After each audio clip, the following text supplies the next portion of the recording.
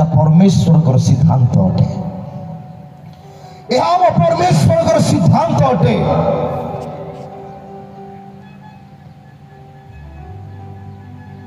এই সিদ্ধান্ত কেবে দিয়াগলা যদি আদি পুস্তক एक पर्व तार 26, 27 और 28 को पढ़िबे पृथ्वी सृष्टि कले प्रभु सब किछि सजाड़िले सब किछि प्रस्तुत कले आउ से मनुष्य को कौन कले समस्त दायित्व दे देले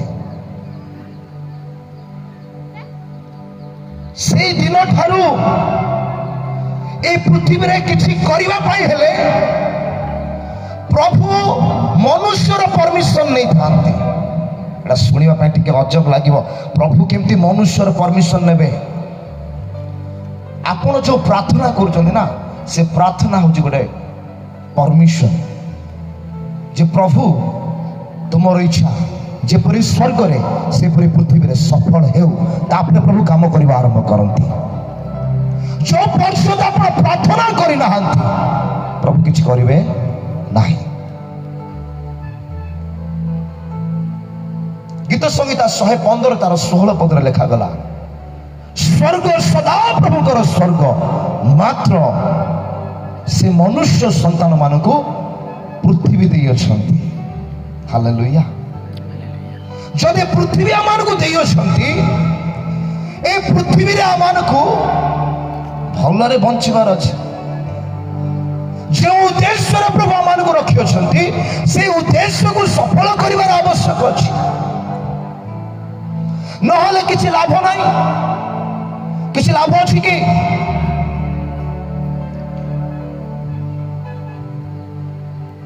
गोटे मिस्त्री कहबी प्रभु कहीं मनुष्य संतान मान को पृथ्वी देले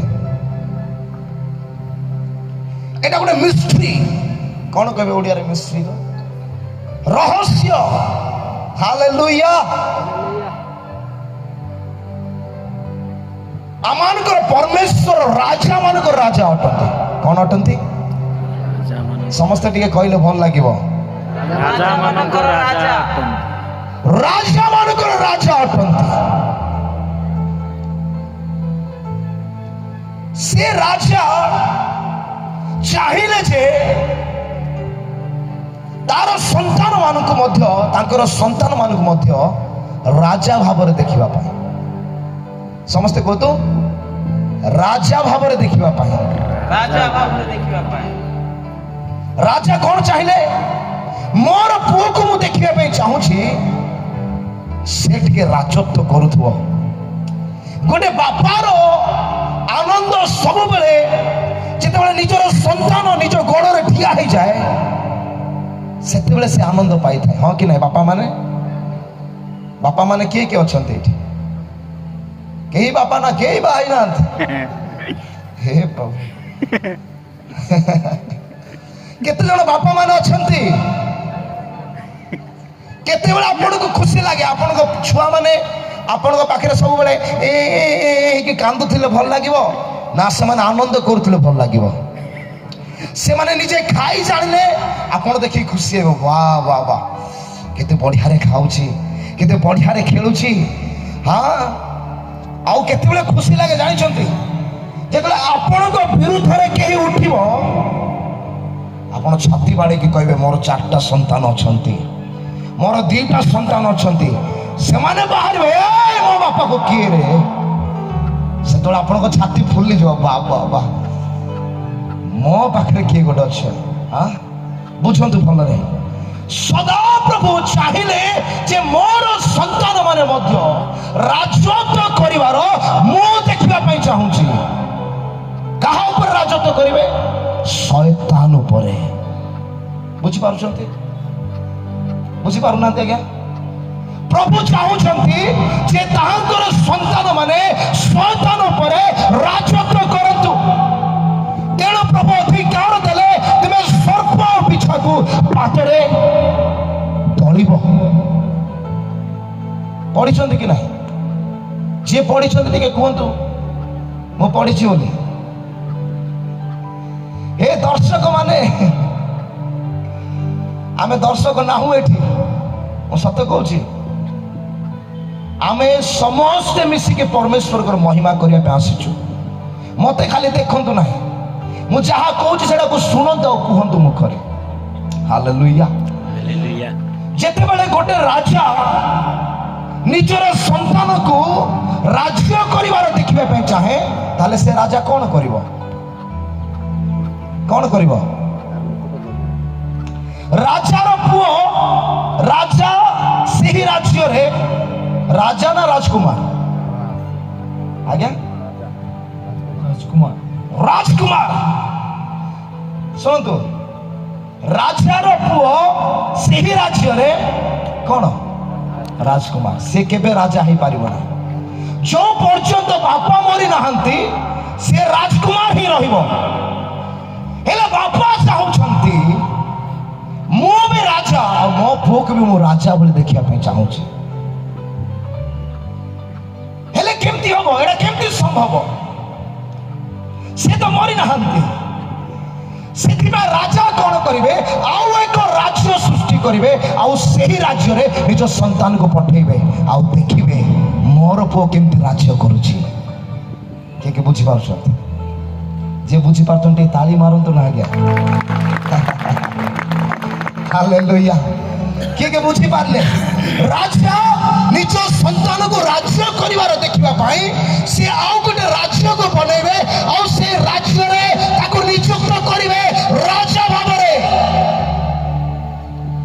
स्वर्ग सदा प्रभुकर स्वर्ग मात्र से मनुष्य संतान को कौन देले आज्ञा पृथ्वी देले एथि पाई देले ए पृथ्वी रे मनुष्य माने कौन करिवे राजत्व करिवे वशीभूत करिवे कर्तृत्व करिवे ए पृथ्वी ताहांकर अधीन रे मनुष्य मान अधीन रे प्रभु जतले मनुष्य को सृष्टि कले प्रभुकर मन रे एई कथा थिला पढ़ंतु आदि एक पर्व तार 26 27 28 प्रभुकर उद्देश्य कौन थिला मनुष्य को सृष्टि करिवार हाँ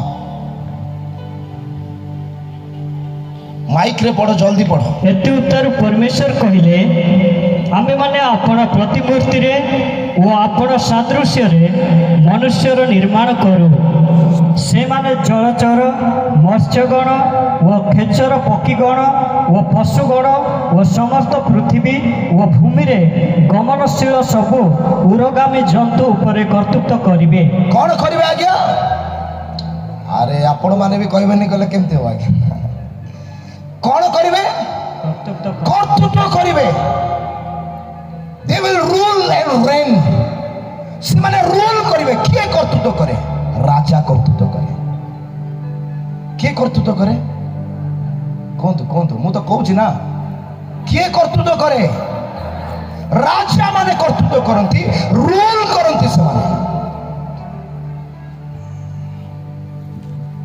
हाँ तापर पढ़ंतु अनंतर परमेश्वर आपण प्रतिमूर्ति रे मनुष्य को सृष्टि कले परमेश्वर को प्रतिमूर्ति रे से ताहा को सृष्टि कले पुरुष व स्त्री करी के सृष्टि कले से मानो को सृष्टि कले हाँ आउ परमेश्वर से मानो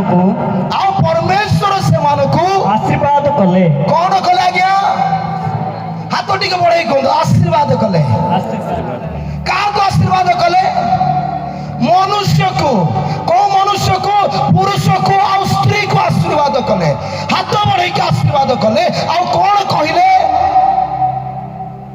पुणी परमेश्वर से मान को कहले प्रजावंत हुआ बहुवंश हुआ पुणी पृथ्वी की परिपूर्ण करी वशीभूत कर समस्त दिके कहबा वशीभूत कर आउटी कोन बढ़िया लागुच वशीभूत कर ए वशीभूत वर्ड रो माने इंग्लिश रे कहा जाए डोमिनेट कर निज कब्जा रे नहीं आस निज कर्तृत्व मध्य रे नहीं आस काको ए पृथ्वी को बुझी पाछन मोर प्रिय माने जेतले मनुष्य को प्रभु सृष्टि कले ମନୁଷ୍ୟକୁ ସୃଷ୍ଟି କରିବା ବେଳେ ପ୍ରଭୁଙ୍କର ହୃଦୟରେ ଏହି କଥା ଥିଲା, এই কথা ଥିଲା যে ମୋର ସନ୍ତାନ ମାନେ ପୃଥିବୀ ଉପରେ କ'ଣ କରିବେ? ରାଜତ୍ୱ କରିବେ। କିନ୍ତୁ ଜାଣିଛନ୍ତି ଯେଉଁ ସମୟରେ ପାପ ପ୍ରବେଶ କଲା, ଶୁଣନ୍ତୁ, ଯେଉଁ ସମୟରେ ପାପ ପ୍ରବେଶ କଲା ଆଉ ମନୁଷ୍ୟ ପୃଥିବୀ ଉପରେ ରାଜତ୍ୱ ନ କରି ପୃଥିବୀ ମନୁଷ୍ୟ ଉପରେ ରାଜତ୍ୱ କଲା। ବୁଝିପାରୁଛନ୍ତି? ହାତ ଉଠାନ୍ତୁ ଯୋଉମାନେ ବୁଝୁଛନ୍ତି। ଯେତେବେଳେ ପାପ ଆସିଗଲା, ମନୁଷ୍ୟ ପାଇଥିବା ସେ ଅଧିକାରକୁ କ'ଣ କଲା? ହରେଇ ଦେଲା। ସମସ୍ତେ କୁହନ୍ତୁ, ହରେଇ ଦେଲା। ଯୋଉ ପାଣି ଉପରେ ପ୍ରଭୁ ରାଜତ୍ୱ କରିବା ପାଇଁ ଦେଇଥିଲେ, ସେ ପାଣି ମନୁଷ୍ୟ ଉପରେ ରାଜତ୍ୱ କଲା। ତେଣୁକରି ଆଜି ଅନେକ ନ ପିଇଲେ ରହିପାରୁନାହାନ୍ତି। ଯେଉଁ ଗଛ ପତ୍ର ଉପରେ ମନୁଷ୍ୟକୁ ରାଜତ୍ୱ କରିବାର ଥିଲା, ସେ ପତ୍ର ଆଜି ବିଡ଼ି ବନେଇ ବନେଇ, ନାଶ ବନେଇ ବନେଇ ଆଜି ମନୁଷ୍ୟ ଉପରେ ରାଜତ୍ୱ କରୁଛି। ପ୍ରାକ୍ଟିକାଲି ବୁଝୁଛି ମୁଁ। ଏ ପୃଥିବୀ ଆଜି ମନୁଷ୍ୟ ଉପରେ ରାଜତ୍ୱ କରୁଛି। କ'ଣ ପାଇଁ ଆଜ୍ଞା? ପାପ ପ୍ରବେଶ କଲା ଆଉ ମନୁଷ୍ୟ ନିଜର ଅଧିକାରକୁ କ'ଣ କଲା? ହରେଇଲା। ଯେଉଁ ପ୍ରଭୁଙ୍କର ଉଦ୍ଦେଶ୍ୟ ଥିଲା ଯେ ମୋର ସନ୍ତାନକୁ ମୁଁ ରାଜତ୍ୱ କରିବାର ଦେଖିବା ପାଇଁ ଚାହୁଁଛି, ସେ ସନ୍ତାନ ବର୍ତ୍ତମାନ କ'ଣ ହେଇଛି? ହାରି ଯାଇଛି। ତେଣୁକରି ସେ ଆପଣ ଆଉ ଦ୍ୱିତୀୟ ପୁତ୍ରଙ୍କୁ ପଠେଇଲେ। କ'ଣ ପାଇଁ? ସେଇ ଅଧିକାରକୁ ଆଉ ଥରେ କ'ଣ କରିବା ପାଇଁ?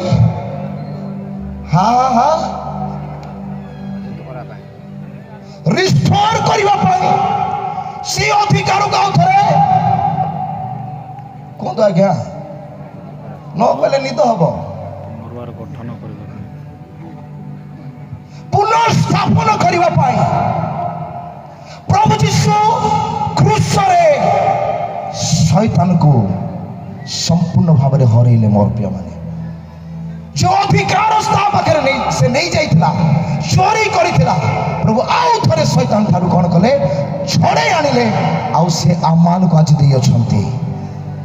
ବର୍ତ୍ତମାନ ଆମେ ଏଦନ ଉଦ୍ୟାନରେ ହବା ଆଦମ ଯେଉଁ ଅଧିକାରରେ ଥିଲେ, ଆମେ ସେଇ ଅଧିକାରକୁ ପୁନର୍ବାର ଫେରି ଅଛୁ। କିଏ କିଏ ବିଶ୍ୱାସ କରୁଛନ୍ତି? କିଏ କରୁନାହାନ୍ତି?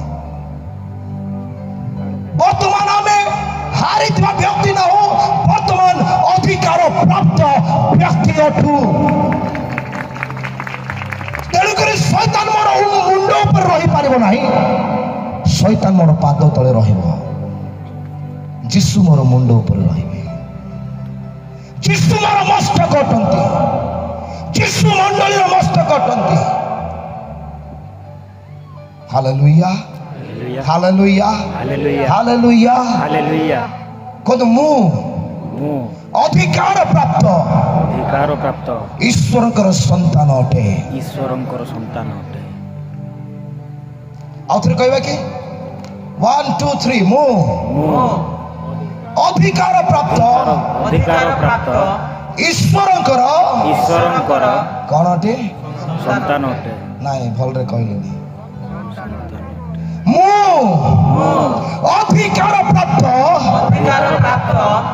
ଈଶ୍ୱରଙ୍କର ସନ୍ତାନ ଅଟେ। ଜାଣିଛନ୍ତି, ଶୈତାନ ବର୍ତ୍ତମାନ ଆପଣଙ୍କୁ ଭୟ କରୁଛି। ସମସ୍ତେ କୁହନ୍ତୁ, ଶୈତାନ ମତେ ଭୟ କରେ। କାରଣ ମୋ ଭିତରେ ଯିଏ ଅଛନ୍ତି ସେ ମହାନ ଅଟନ୍ତି। ମୋ ଭିତରେ କିଏ ଅଛନ୍ତି? ଯୀଶୁ। କୁହନ୍ତୁ, ପଚାରନ୍ତୁ, ନିଜକୁ ପଚାରନ୍ତୁ, ମୋ ଭିତରେ କିଏ ଅଛନ୍ତି? ଯୀଶୁ। ମୋ ଭିତରେ କିଏ ଅଛନ୍ତି? ଯୀଶୁ ଅଛନ୍ତି। ଆଉ ଯଦି ଯୀଶୁ ଆପଣଙ୍କ ମଧ୍ୟରେ ଅଛନ୍ତି, କେତେ ଆନନ୍ଦର ବିଷୟ ଅଟେ। ଏ ଜଗତରେ ଯିଏ ଅଛି ସେ ଆପଣଙ୍କ ସମ୍ମୁଖରେ ନତମସ୍ତକ ହେବ। Hallelujah, hallelujah, hallelujah. ତେଣୁକରି ମୋର ପ୍ରିୟମାନେ, এই ঝিঝি কল পুস্তক যেତେବେଳେ ଆମେ ପଢୁଅଛୁ, ঝিঝি কলକୁ ପ୍ରଭୁ ଗୋଟେ ଆହ୍ୱାନ ଦେଉଛନ୍ତି। ପାଇଁ ଆହ୍ୱାନ ଦେଉଛନ୍ତି ଯେ କିଛି ଶୁଷ୍କ ଅସ୍ଥି ଗୁଡ଼ିକୁ ଜୀବିତ କରିବାର ଅଛି। ଆଉ ସେ ପରମେଶ୍ୱର ହେଲେ ସୁଦ୍ଧା ଗୋଟେ ମନୁଷ୍ୟକୁ ଚାହାନ୍ତି, ଯେଉଁ ମନୁଷ୍ୟ ପରମେଶ୍ୱରଙ୍କ ସହିତ ମିଶିବ, ପାର୍ଟନର ହବ। ଆଜ୍ଞା ଟିକେ ହାତ ମିଶାନ୍ତୁ। ଏଇଟା ହଉଛି ପାର୍ଟନରସିପ। ସ୍ୱର୍ଗ ଆଉ ପୃଥିବୀର ପାର୍ଟନରସିପ। ସ୍ୱର୍ଗ ଆଉ ପୃଥିବୀ ଯୋଉଠି ପାର୍ଟନର ହେଇନାହାନ୍ତି କିଛି ହେଇପାରିବନି। ତେଣୁକରି ପ୍ରଭୁ ଯୀଶୁ ଯେତେବେଳେ ପ୍ରାର୍ଥନା ଶିଖେଇଲେ, ସେ କହିଲେ ଯେପରି ସ୍ୱର୍ଗରେ ସେପରି ପୃଥିବୀରେ କଣ ହଉ, କଣ ହଉ, ତୁମର ଇଚ୍ଛା ସଫଳ ହଉ। ମାଥିଉ 18:18 ଲେଖାଗଲା, ତୁମେ ଯାହା କିଛି ମୋ ନାଇଁ ପ୍ରାର୍ଥନା କରିବ, ଯାହା ଏ ପୃଥିବୀରେ ବନ୍ଦ କରିବ ସ୍ୱର୍ଗରେ ବନ୍ଦ ହବ, ଯାହା ଏଇଠି ଖୋଲିବ ତାହା ସେଇଠି ମଧ୍ୟ ଖୋଲାଯିବ। କେତେ ବଡ଼ ଅଧିକାର ପ୍ରଭୁ ଆମମାନଙ୍କୁ ଦେଇଛନ୍ତି। ଧୈର୍ଯ୍ୟର ସହିତ ଶୁଣିବା ମୋର ପ୍ରିୟମାନେ, ଆଜି ପ୍ରଭୁ এই ସ୍ଥାନରେ ମହାନ କାର୍ଯ୍ୟ କରିବା ପାଇଁ ଯାଉଅଛନ୍ତି। ସମସ୍ତେ କୁହନ୍ତୁ ମହାନ କାର୍ଯ୍ୟ କରିବା ପାଇଁ ଯାଉଅଛନ୍ତି। ମହାନ କାର୍ଯ୍ୟ କରିବାକୁ ଯାଉଛନ୍ତି। ଗରମ ଲାଗିଲେ ବି ଭୁଲି ଯାଆନ୍ତୁ, ଭୋକ ଲାଗିଲେ ଭୁଲି ଯାଆନ୍ତୁ। ଆଜି ଆପଣଙ୍କୁ ଯାହା ବି ଅନୁଭବ ହେଉଛି, ସର୍ବପ୍ରଥମେ ଏହା ଚିନ୍ତା କରନ୍ତୁ, ମୁଁ ଈଶ୍ୱରଙ୍କର ବାକ୍ୟ ଶୁଣିବି ଆଉ ତାକୁ ନେଇକି ଯିବି। ମୋତେ ଶୈତାନ ଡିଷ୍ଟର୍ବ କରିପାରିବ ନାହିଁ। ନା ନିଦ ହେବ, ନା ଭୋକ ହେବ, ନା ଶୋଷ ହେବ, କିଛି ହେବାର ଚାନ୍ସ ନାହିଁ। ଆଜ୍ଞା କେତେ ସମୟ ଆମେ 6ଟା 7ଟା କରିପାରିବା କି? ଆଜି ରାତି ଯାଇ ଯାଇପାରିବା? ଦେଖନ୍ତୁ ସେ ବୃଦ୍ଧ ହେଲେ ବି ତାଙ୍କ ଭିତରେ ଯେଉଁ ଆନନ୍ଦ କଥା କହୁଛି ନା, ମୋତେ ସେଇଟା ବହୁତ ଭଲ ଲାଗୁଛି। ସେ ଚାହୁଁଛନ୍ତି ଯେ ଆହୁରି ଆମେ ଶୁଣିବା। ହାଲେଲୁୟା। ମୁଁ ସତ କହୁଛି ମୋର ପ୍ରିୟମାନେ, ଅଧଘଣ୍ଟା 45 ମିନିଟ୍ ମୋତେ ପ୍ରଚାର କରି ଆସେ ନାହିଁ। ଆରମ୍ଭରୁ ମୁଁ କହୁଛି, ଆମ ମଣ୍ଡଳୀର ଆରମ୍ଭ ଟାଇମ୍ ଅଛି, ସମାପ୍ତ ଟାଇମ୍ ନାହିଁ। ଆରମ୍ଭ ହେବ 5 ଘଣ୍ଟା, 6 ଘଣ୍ଟା, 10 ଘଣ୍ଟା, 12 ଘଣ୍ଟା, 24 ଘଣ୍ଟା ବି ମଣ୍ଡଳୀ ବସିକି ପରମେଶ୍ୱରଙ୍କର ବାକ୍ୟ ଶୁଣେ। ସରିଲା ପରେ ଆଜ୍ଞା ଯାଆନ୍ତୁ କହିଲେ ବି ଲୋକ ବସିଥାନ୍ତି, କାରଣ ପ୍ରଭୁଙ୍କର ବାକ୍ୟରେ ପରମେଶ୍ୱରଙ୍କର ମହିମା ଓହ୍ଲାଏ। ଜାଣିଛନ୍ତି ରେ, ମହା ଜନତା ଯୀଶୁଙ୍କ ପଛରେ ଯାଉ ଯାଉ ଯୀଶୁ ସେମାନଙ୍କୁ ପ୍ରଚାର କରିବା ପାଇଁ ଆରମ୍ଭ କଲେ। ସକାଳ ହେଇଛି, ପ୍ରଚାର ଆରମ୍ଭ ହେଲା। ଦିନ ହେଇଗଲା, ସନ୍ଧ୍ୟା ହେଇଗଲା, ରାତ୍ରି ହେଇଗଲା, ରାତ୍ରି ପାଇଗଲା, ସକାଳ ହେଇଗଲା, ଦିନ ବେଳ ହେଇଗଲା, ସନ୍ଧ୍ୟା ହେଲା, ରାତି ହେଲା, ଆଉ ଥରେ ସକାଳ ହେଲା, ଆଉ ଥରେ ଦିନ ହେଲା, ଆଉ ଥରେ ରାତି ହେଲା, ଆଉ ଥରେ 3 ଦିନ 3 ରାତି। ଏ ଲୋକମାନେ କୋଉଠି ଥିଲେ ଆଜ୍ଞା? ପ୍ରଭୁଙ୍କର ମହିମା ଭିତରେ ହଜି ଯାଇଥିଲେ। ଯେତେବେଳେ ଆପଣ ସତ୍ୟ ହୃଦୟରେ ପରମେଶ୍ୱରଙ୍କର ବାକ୍ୟ ଶୁଣିବେ, ସେଇ ମହିମା ଓହ୍ଲେଇ ଆସିବ। ଆପଣ ଈଶ୍ୱରଙ୍କର ବାକ୍ୟରେ ଜୀବିତ ରହିବେ। ଈଶ୍ୱରଙ୍କର ବାକ୍ୟ ଆପଣଙ୍କୁ ଜୀବିତ କରିବ। ଭୋକ ଆଉ ହେବ ନାହିଁ, ଶୋଷ ଆଉ ହେବ ନାହିଁ, ଆପଣ ଥକିବେ ନାହିଁ। ବୁଝିପାରୁଛନ୍ତି? ତେଣୁକରି ପ୍ରଭୁଙ୍କର ବାକ୍ୟକୁ ମନ ଦେଇକି ଶୁଣନ୍ତୁ। এই বাক্য কিছু ବି କରିପାରେ ଆପଣଙ୍କ ଲାଇଫରେ ଆଜି। ତ ପ୍ରଭୁ ଗୋଟେ ମନୁଷ୍ୟକୁ ଚାହାନ୍ତି ମୋର ପ୍ରିୟମାନେ, ସେ ପୃଥିବୀରେ କିଛି କରିବା ପାଇଁ। ସମସ୍ତେ କହିବା କାହାକୁ ଚାହାନ୍ତି? କାହାକୁ ଚାହାନ୍ତି? ମନୁଷ୍ୟକୁ ଚାହାନ୍ତି। ସମସ୍ତେ କହିବା ମୋତେ ଚାହାନ୍ତି। ମୋତେ ଚାହାନ୍ତି। ସମସ୍ତେ କହିବା ମୋତେ ଚାହାନ୍ତି। ସମସ୍ତେ କହିବା ମୋତେ ଚାହାନ୍ତି। ମୋତେ ଚାହୁଁଛନ୍ତି। ଯେପରି ସ୍ୱର୍ଗରେ ସେପରି ପୃଥିବୀରେ କିଛି ହେବା ପାଇଁ ସେ ମୋତେ ଚାହାନ୍ତି। ଭଲ ଲାଗିଲା ନା ନାହିଁ? ଯେପରି ସ୍ୱର୍ଗରେ, ସମସ୍ତେ କହିବା ଯେପରି ସ୍ୱର୍ଗରେ ସେପରି ପୃଥିବୀରେ ସେପରି ପୃଥିବୀରେ କିଛି ହେବା ପାଇଁ କିଛି ହେବା ପାଇଁ ପ୍ରଭୁ ମୋତେ ଚାହାନ୍ତି। ପ୍ରଭୁ ମୋତେ ଚାହାନ୍ତି। ଆଚ୍ଛା ଟିକେ ଚିନ୍ତା କରିକି ଦେଖନ୍ତୁ ଆଜ୍ଞା, ସ୍ୱର୍ଗରେ କ'ଣ ହଉଥିବ? ହଁ, ସ୍ୱର୍ଗ